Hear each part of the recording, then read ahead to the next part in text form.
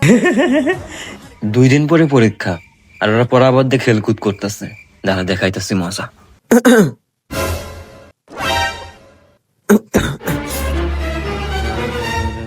কিরে তোরা পড়তাছিস? হ্যাঁ বাবা পড়তেছি। দেখি বইটা দে।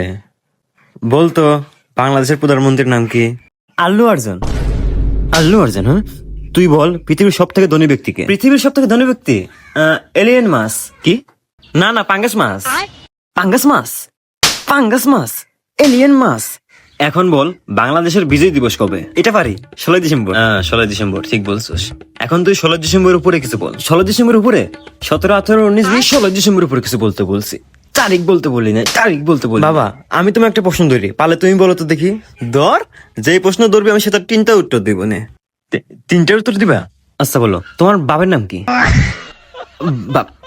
বাপের নাম জিগায়, বাপের নাম জিগায়, দুইটাই অপদার্থ।